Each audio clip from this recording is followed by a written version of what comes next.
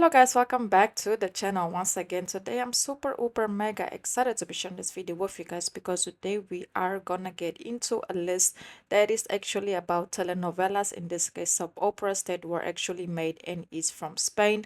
But before we get into further details, please don't forget to like, comment, share, subscribe, and also let me know your thoughts down below in the comments. And the reason why I wanted to do this list is because I'm a huge follower of telenovelas, and Spain really is one of the best, producers when it comes to that, and also including, lesbian couples. So first we're gonna start off with this couple called Laurita and Celia. You can follow their storyline on the telenovela called La Moderna. It follows a salon of tea modern, or basically simple. La Moderna is basically a very luxurious tea house that has a lot going on. The two ladies actually met when Laurita found a folder with photographers on one of her tables on the terrace and decided to return them to the, of course, the owner, and in this case, guess who the owner is. So they quickly developed a very close relationship, and they later on they actually start working together. But then, there's also a situation where they started to develop feelings for one another, but also they don't want to break the bond and the relationship they have. So their storyline is pretty much still in the very beginning. I have done a part one review, and I will definitely do a part two very soon, because let me tell you, this couple is really possible couple, and couple I say in this case is so cute. I will highly recommend if you're not following them. Then moving forward, we have Lydia and Anna. You can follow their storyline on the telenovela, in this case soap opera called Servir y Proteger. The soap opera has a couple of lesbian couples in the history. It follows Chief Inspector Milales, the most senior officer in the Distrito Sul, and Inspector Alicia Ocana. The truth is that the relationship between the two has always been a welder of emotions throughout the whole series.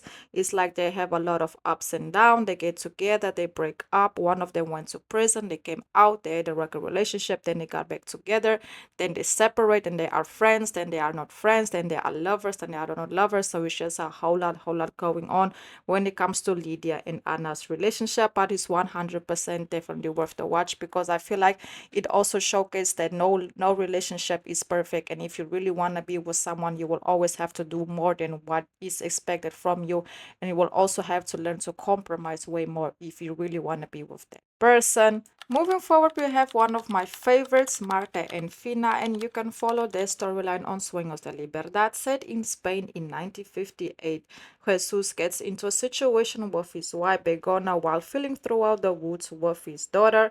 Marta is a successful woman that works for her family company as the manager of a perfume store, and Fina is her young and beautiful employee. The two develop a love affair, but Marta is married, and after, a while, she finally confessed to her husband about her true feelings when it comes to Fina.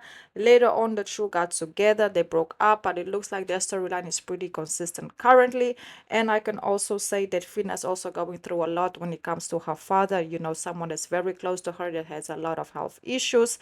This couple is very popular. I feel like if you're currently into soap operas, that this couple needs no introduction at all, because it's really delivering what it's supposed to. So hey, if you are not watching, you are definitely 100% missing out. And then we have Alicia and Victoria. You can follow the storyline on Amar es para siempre. It looks at the economic and social revival of the Spanish society observed during the 1960s throughout the stories of various characters, with a special emphasis on the love story between Agnes and Mauro. Victoria and Alicia develop a quick love affair after Victoria lost the woman she loved because of family situation. Basically, her mom was the reason, why things ended the way it did, and very unfortunate when it comes to Victoria's first love. Grieving, she got closer to Alicia, that was also going through her own situations. The two have decided to embark on a spicy and also intimate love affair, but it didn't last long, because basically Alicia, who is a lawyer, decided to accept a job in New York and move away from Spain. She was actually trying to convince Victoria to go with her, but Victoria made it very clear that she can leave Spain because she has a lot of unfinished business, because she's still trying to find basically revenge for what happened to her first love, and also breaking down everything that's going on when it comes to the darkness of her family as well. And then we have Lucy Ainoa. The Lazir Hotel has received 4 stars, but his own passed away. His alleged daughter has arrived to 4 stars. A Noah and Lou storyline doesn't need no introduction at all. They recently just got married. They also have a baby and are actually, building a family together. I feel like finally we can see them together and just having that moment that we all feel like they really do deserve. Because if you guys have followed I Noah and Lou's storyline from the very beginning, it was a very, very rocky situation. They will always break up, come back, and the other one would date someone, and then they will break up, and then they will come back. It was just a lot going on. But finally, Luz and Anoa has finally decided to give things between them a very, very surreal chance, and they are married.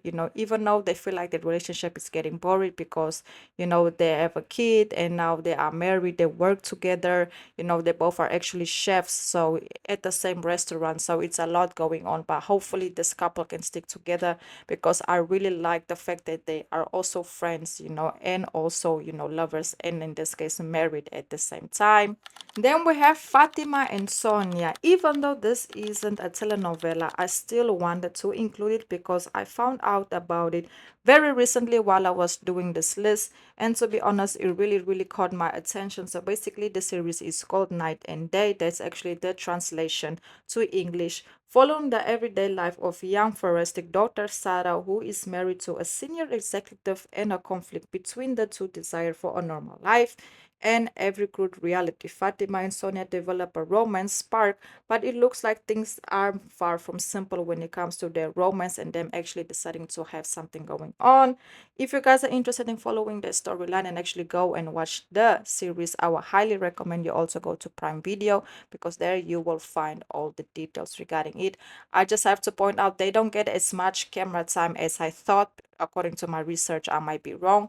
But if you have watched this couple, let me know your thoughts. Am I right? Am I wrong? Are they worth the watch, or should we just leave it where it is at?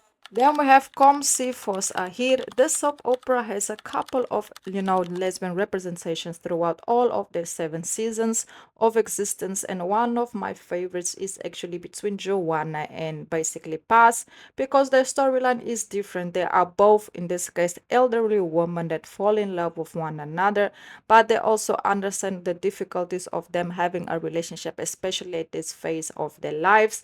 So this one is very cute, very intense. I also want to say there are other lesbian couples in their storylines throughout the seasons, like I mentioned, in the beginning. And this one I picked especially to include on this list also because it got super underrated. I feel like they definitely didn't get the mentions that they deserve. I feel like the storyline really, really deserve more credit, because I feel like it's a different plot, it's a different story. It's like no matter how long life goes, somewhere, somehow, you will find your person. You just have to keep living and doing you, and eventually love will find you. This actually what it represents. So that's basically it. I've activated the super stickers to the channel just in case any of you would like to make a small donation. It will help us out a lot in order to take the channel to the next level, upgrade, do better, grow, and succeed.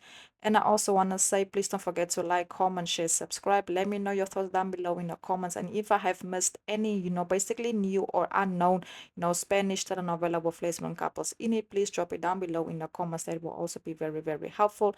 Thank you so much for all the love and all the support. I